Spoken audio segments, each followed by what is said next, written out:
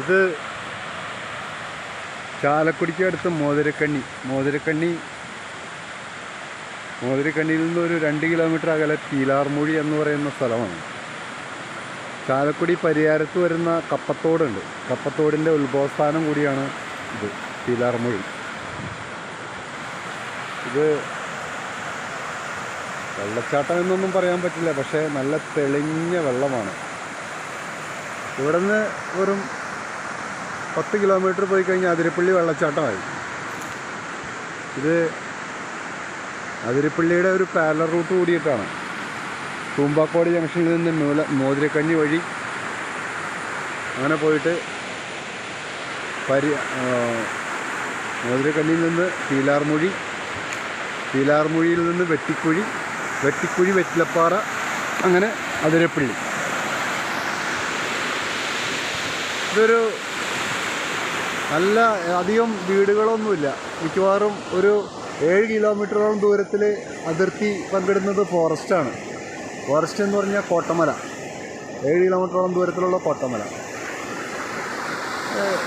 ഇതിന് ഈ റോഡിന് 2 സൈഡിലും റബ്ബർ തോട്ടങ്ങളും പിന്നെ ഫോറസ്റ്റൊക്കെയാണ്. ഇവിടെ സാധാരണ ഇത്ര മനോഹരമായ സ്ഥലമാണെങ്കിലും ടൂറിസ്റ്റുകളോ സഞ്ചാരികളോ ഒന്നുമില്ല. എനിക്ക് തോന്നുന്നത് ആരും അറിഞ്ഞു തുടങ്ങിയിട്ടില്ല എന്ന് തോന്നുന്നു.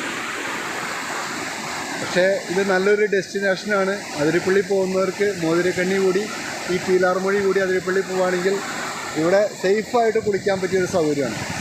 വളരെ സേഫായിട്ട് കുളിക്കാം. ഒന്നും പേടിക്കണ്ട. അതായത് കാണുന്ന കുഴിയിലൊന്നും അധികം വെള്ളമൊന്നുമില്ല, അധികം താഴ്ചയൊന്നുമില്ല, ചുഴികളൊന്നുമില്ല. മനോഹരമായിട്ടുള്ളൊരു അന്തരീക്ഷമാണ്. പിന്നെ എന്താണെന്ന് വെച്ച് കഴിഞ്ഞാൽ ഒന്ന് കാൽ വഴുതി വീണിട്ടുണ്ടെങ്കിൽ ഇവിടെ സഹായിക്കാൻ ആരും വരില്ല. കാരണം റോട്ടിൽ കൂടെ തന്നെ വല്ലപ്പോഴും ഒരിക്കൽ മാത്രമാണ് വാഹനങ്ങൾ പോവുള്ളൂ.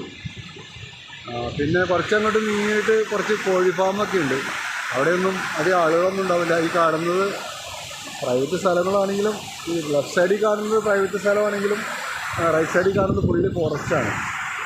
പിന്നെ ആനയുടെ ഒരു വികാരരംഗമാണ്. പുലി ഇഷ്ടം പോലെ ഉണ്ട്. എന്നെ സംബന്ധിച്ച് ഇതൊക്കെ ഒരു ഹരമായതുകൊണ്ട് ഞാനതിനെയൊന്നും പേടിക്കുന്നില്ല.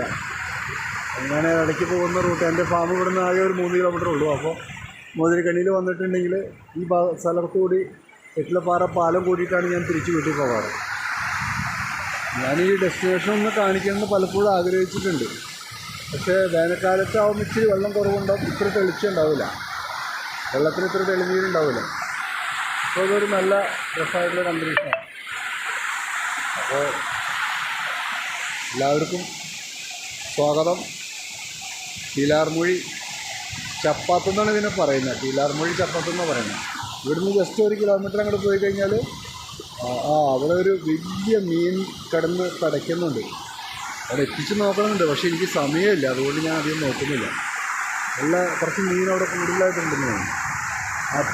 നിന്ന് ശരിക്കും ഫോക്കസ് ചെയ്ത് നോക്കട്ടെ. കണ്ടോ, ആ പാറയുടെ ജസ്റ്റ് താഴെയായിട്ട് കിടന്ന് പടയ്ക്കുന്നുണ്ട്. അത് കുറുവപ്പറലെന്ന് പറഞ്ഞൊരു സാധനമാണ് കൂടുതലായിട്ട്. ഒരുപാടുണ്ട്, ഇത് കുറച്ച് കൂട്ടമായിട്ടുണ്ട്. വലയുണ്ടായിരുന്നെങ്കിൽ പിടിക്കാമായിരുന്നു. പക്ഷെ എനിക്ക് മീൻ പിടിക്കാനൊന്നും അറിയില്ല, എന്ത് ചെയ്യാൻ പറ്റും. ഇതിപ്പോൾ വീഡിയോ ആരെങ്കിലും എടുത്ത് തരാനുണ്ടായിരുന്നെങ്കിൽ ഞാൻ ഈ പുഴയിലൊന്നൊന്ന് ഇറങ്ങി നിന്ന് നല്ലൊരു ദൃശ്യവിരുമ ഒരുക്കാനാണ്. പക്ഷേ ഇവിടെ ഒന്നും ഒരു മനുഷ്യർ ആരെയും കാണാനില്ല. പിന്നെ വീഡിയോ എടുക്കാനായിട്ട് ആളെ കൊണ്ട് നടക്കാമെന്ന് വെച്ച് കഴിഞ്ഞാൽ നമ്മളയാൾക്ക് പൈസ കൊടുക്കണ്ടേ, അത് ബുദ്ധിമുട്ടല്ലേ. ഞാൻ നോക്കി കുറച്ചുകൂടി നോക്കി ഉണ്ടോ, കുഴികൾ കണ്ടോ. ഈ കുഴിയിലൊക്കെ കുളിക്കാനായിട്ട് ഒന്നും പേടിക്കണ്ട, കാരണം ഒരു 4 അടി താഴ്ച ഉണ്ടാവുള്ളൂ. പിന്നെ അങ്ങോട്ട് കാല് വഴുതാതെ നോക്കണം. എങ്കിൽ കൂടിയിട്ട് എനിക്ക് തോന്നുന്നു വലിയ പ്രശ്നമൊന്നുമില്ല എന്ന് തോന്നുന്നു. പിന്നെ സൈഡിൽ ഈ നീർനായയുടെ ശല്യം ഉണ്ടാവാൻ സാധ്യതയുണ്ട്. പക്ഷെ അതൊന്നും ഒരു 2 ആൾ 3 ആളുണ്ടെങ്കിൽ ആഴ്ചയോളൊന്നും അങ്ങനെയൊന്നും ബുദ്ധിമുട്ടിക്കില്ല. പിന്നെ എപ്പോഴും വരുമ്പോൾ 3 or 4 ആൾ ഒരുമിച്ച് വരാം.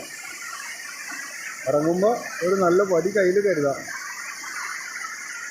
ആന ഇടയ്ക്ക് ഇറങ്ങുന്ന സ്ഥലമാണ്, അതൊന്ന് ശ്രദ്ധിക്കുക. വേറെ കുഴപ്പങ്ങളൊന്നുമില്ല. പിന്നെ പുലിയൊക്കെ ഉണ്ടാവും, സൂക്ഷിക്കണം. പറയാണ്ട് തന്നെ അറിയാലോ, അന്തരീക്ഷം കണ്ടപ്പോൾ മനസ്സിലായില്ല. ഒരിക്കൽ കൂടി എല്ലാവർക്കും സ്വാഗതം.